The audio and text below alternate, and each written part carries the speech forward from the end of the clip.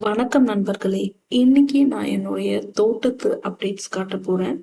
என்னுடைய அவரைக்காய்கள் நான் அறுவடை பண்றேன். என்னுடைய அவரைக்காய்கள் ஃபுல்லா வளரல. கொஞ்சம் எங்கரா தான் இருக்கு.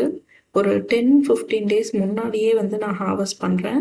இது இன்னும் ஒரு 10 நாள் கழிச்சு நல்லா உள்ள இருக்கிற விதைகள் பெருசான பிறகு ஹார்வெஸ்ட் பண்ணிக்கலாம். என்ன ஆச்சுன்னா, ஃபர்ஸ்ட் வந்த அவரைக்காய்கள் நல்ல பெருசு பெருசா இருந்தது. இன்னும் ஒரு 2, 3 நாள் கழிச்சு ஹார்வெஸ்ட் பண்ணலாம்னு நெனச்சேன். அதுக்குள்ள யாரோ திருடிட்டாங்க. எல்லா அவரைக்காய்களும் நியர்லி நெறைய அவரைக்காய்கள் இருந்தது. இப்போ ஹார்வெஸ்ட் பண்றத விட இன்னும் கொஞ்சம் அதிகமாவே இருந்தது. அது எல்லாம் யாரோ பறிச்சுட்டாங்க. ஈவினிங் நான் பார்த்துட்டு தான் வந்தேன். ஆனா, மறுநாள் காலையில போய் பார்க்கும்போதுக்கு அவரைக்காய்கள் இல்ல.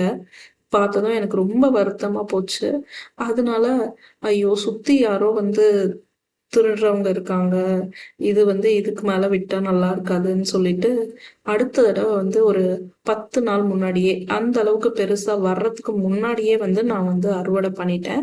ஒண்ணும் பிரச்சனை இல்ல. இந்த மாரி அறுவடை பண்ணிக்கலாம். நமக்கு ஆப்ஷன் இல்லாதப்போ, நம்ம எங்கேயாவது வெளிய போணும் அப்படின்னு நெனைக்கிறோம் அப்படின்னா, இல்ல இந்த மாரி ஏதாவது பிரச்சனை இருந்தா இந்த மாரி கொஞ்சம் எங்கா இருக்கும்போதே அறுவடை பண்ணிக்கலாம்.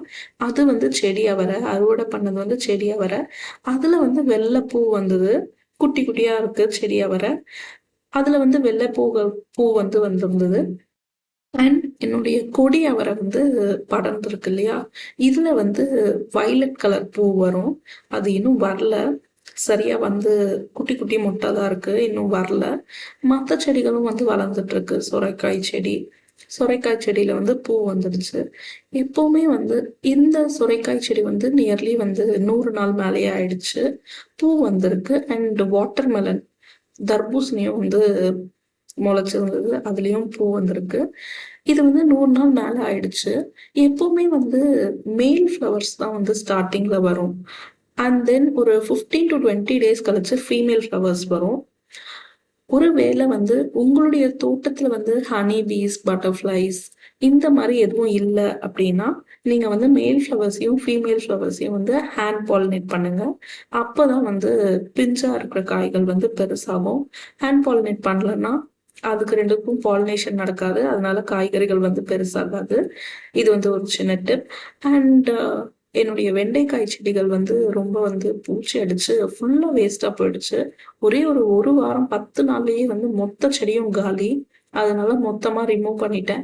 அந்த செடிகள்லாம் ரிமூவ் பண்ணதுனால அந்த இடத்துல குட்டி குட்டியா இருந்த மணத்தக்காளி எல்லாம் நல்லா வளர்ந்துருச்சு. அதனால அத அறுவடை பண்றேன். என்னுடைய பாவக்காய் செடி, சொரைக்காய் செடி அண்ட் தர்பூசணி செடி எல்லாம் ஒரே இடத்துல இருக்கு. அதனால இந்த கீரைகளும் வளர்ந்துட்டே இருந்ததுன்னா கஷ்டம்னு சொல்லிட்டு கொஞ்சம் அறுவடை பண்ணிடுறேன். ஏன்னா என்னாஃபான அளவுக்கு இருக்குன்றதுனால கீரைகள்லாம் அறுவடை பண்ணிட்டேன். அண்ட் மற்ற செடிகள்லாம் நல்லா வளர்ந்துட்டு இருக்கு. ஒரு வெண்டைக்காய் செடி மட்டும் தான் இன்ஃபெக்ட் ஆயிடுச்சு. இன்னொரு சைடும் லேசா பூச்சி ஸ்டார்ட் ஆகுது. யாராவது நல்ல டிப் கொடுத்தீங்கன்னா அதை ரிமூவ் பண்றதுக்கு நல்லா இருக்கும். Bye friends.